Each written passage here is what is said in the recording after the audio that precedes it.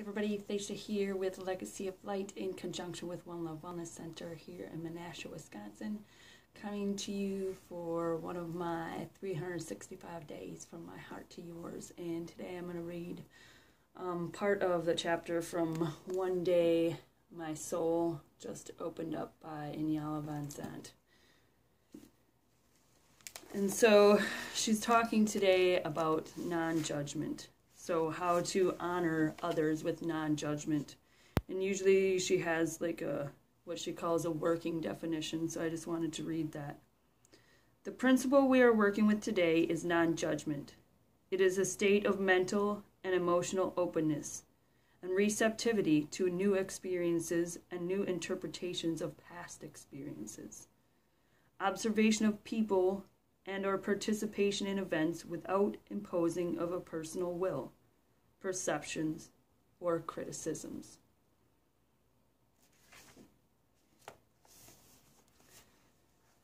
So it's good to have a sane friend to talk to when you are crazy.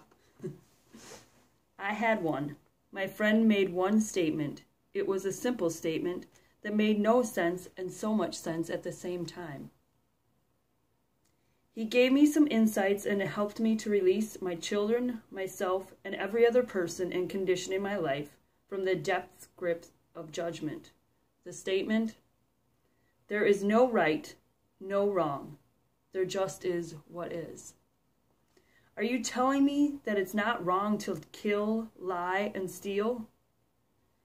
People who commit those acts do so in fear, shame, or guilt. Is it wrong to be afraid, or shamed, or to feel guilty? It made sense, but it didn't feel right. I mean good. I had to pursue this line of thought a bit further. If there is no right or wrong, this means anybody can do anything because they're afraid, or ashamed, or guilty. People do anything and everything anyway. The fact that we judge it, right or wrong, does not stop people from doing this or anything in this life. When we judge what they have done, we are actually informing them of the conditions we place on loving them. When they do what we think is right, we love them. If we judge them wrong, we become angry and ignite the fear that will take our love away. A person without love is a frightened person. A frightened person is capable of doing some pretty unloving things. Get a grip. Thousands of people were enslaved because somebody felt unloved? Hitler killed millions because he felt unloved? I had it backwards. That which we are unfamiliar, we fear. Those things we don't understand, we fear. People are enslaved by or because of fear. When we feel powerless, we seek power. When we have no control, we seek control. People are killed when powerlessness seeks to control. That's crazy. And guess what? Crazy is a judgment. People killing or enslaving other people because they're afraid or because they feel powerless or want control is not crazy. Who's to say? People what they do what they do based on who they are, what they believe, and the information they have at the time that supports their feelings and beliefs. Slavery is wrong today. For 100 years ago, it seemed like a viable economic venture. Hitler is considered a monster today. In his day, however, thousands supported or ignored him. Saying it's right or wrong does not change the fact that it was. When you think of something as wrong, you are actually saying there is something wrong with you. Me? I don't think there's anything wrong with me. Of course you do. That's why you judge your children. I'm not judging my children. I simply want them to do the right thing. I mean, I want them to make out better than I have. What's wrong with the way you made out? I made it so hard on myself and those around me. But you did what you knew how to do based on what you knew and believed to be right at the time. How can you prevent your children from doing the same thing if that is what they choose to do? by teaching them how to do things the right way, by giving them better skills, better tools than I have. You've made me afraid to use the word better or right. When you are afraid, you see and hear things that have nothing to do with what is. Your children are going to do whatever they are going to do, no matter what you think, say, do, or fear. I know. Good kids come from bad homes. Bad kids come from good homes. There must be some magic formula to ensure the success of our children. There is. Give them your best. Share with them what you know, and let them make their own choices based on what you have shared. When they falter or fall, be there for them without anger or fear. Take the conditions off of your love. Stop looking for your mistakes in their actions. And when it's all said and done, the best thing you can do for your children is stop believing that there is anything wrong with the way that you have turned out or the way that you have turned up.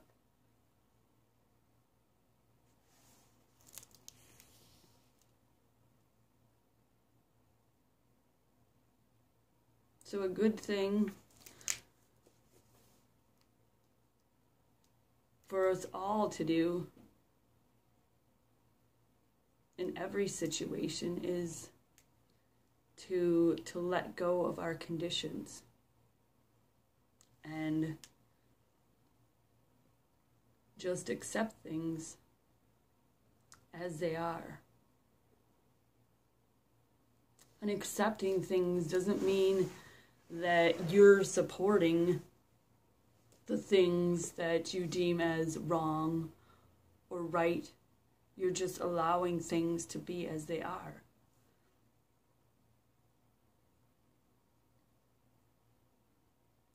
And you're letting go of these attachments to those emotions. And, you know, when you think about what is wrong with the way that you turned out or that you showed up, absolutely nothing. You are perfect. And so we need to let go of these conditions that we have made for ourselves and that we're continually making for those around us, be it our children, our neighbors, our co-workers. You know, road rage is in there.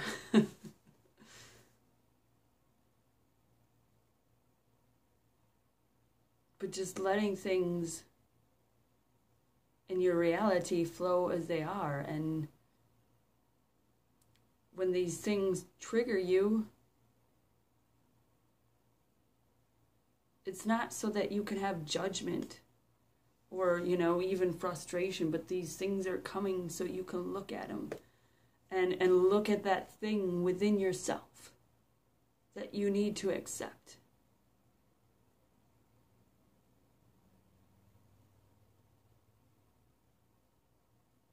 Because no matter where you are, what you have done, what you've been through, at every moment, we are worthy to receive the unconditional love that the whole of the universe is continually offering us. When we let go of judgment,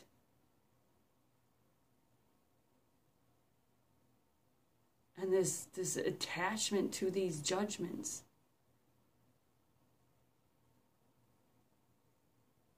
then we know what ultimate love is, what ultimate unconditional love is.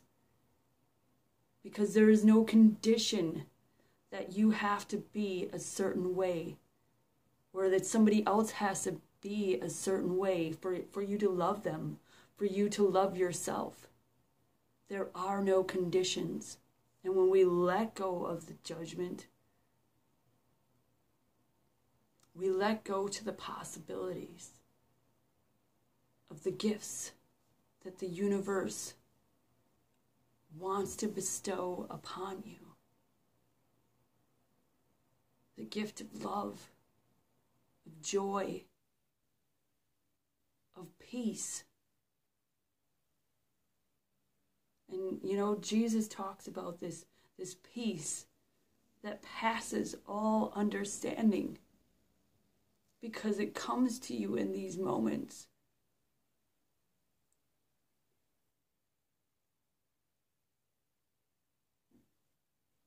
Where you can't understand how you could be peaceful, and other people may look at the situation and be, how can you be peaceful?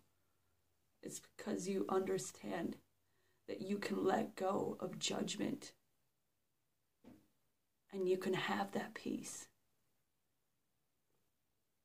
Because you're not concentrated on what people are doing, seeing if it's right or if it's wrong, so you can place your judgment upon it. You can let go of that need and all that comes with all the attachments to that need.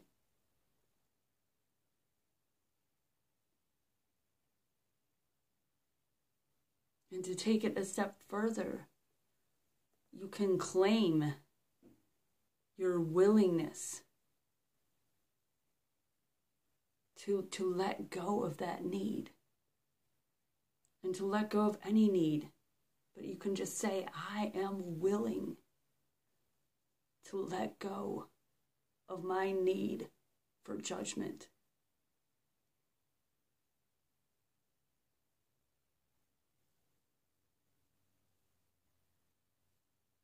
And that allows these infinite possibilities into your life, because you are letting it be known that you are willing. I will to will thy will. And thy will is your own will, your heart's will, your heart's desire. I am willing. I am willing this into my existence, that I no longer need to have this judgment against myself or anyone else who I come into contact with, be it family members, friends, strangers I meet.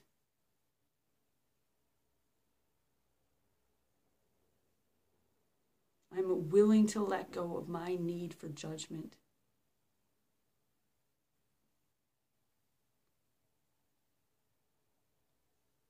Because I am willing to accept the unconditional love that the universe continually wants to bestow upon me. When we let go of these needs for judgment, we are opening space for that unconditional love to then take the place of this judgment. We don't need this anymore. We're recognizing it.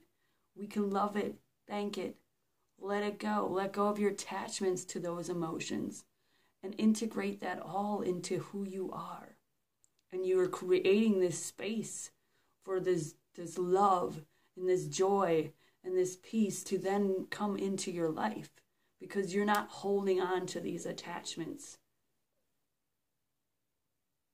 And you're recognizing that your judgments of others is a judgment of yourself. A judgment saying, I didn't turn out good enough.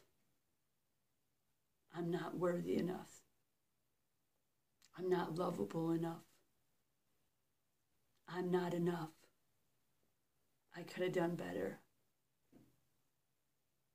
They can do better. That's just saying you can do better. But ultimately, you have been doing your best. And the universe loves you and appreciates you for doing your best in every moment. And it knows you. It sees you.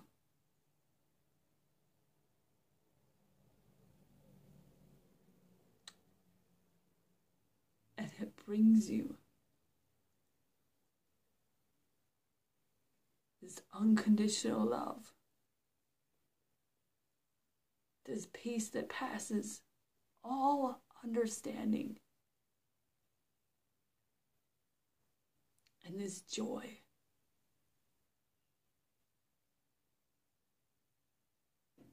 Just because you are. And just because you are willing.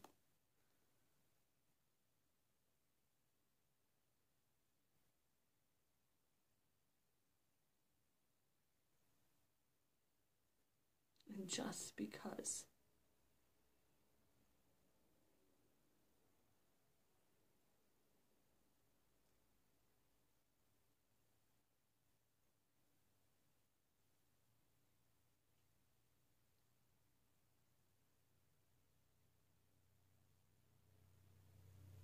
So be willing to love yourself. Be willing to let go of the need for judgment. And be willing to accept these beautiful gifts that the universe is holding out to you. Just waiting for you to pick them up. Just waiting for you to choose. To become aware of how magnificent you are.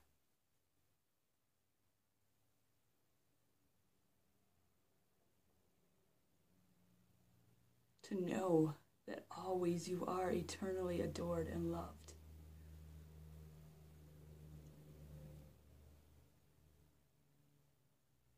And to know that there's nothing you have to do or be to deserve all this abundance that is within the universe.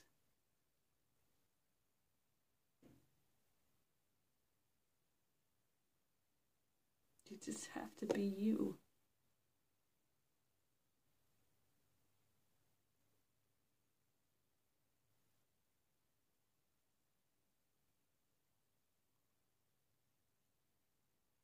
You just have to be you. So I love you all. And I'm sending you blessings.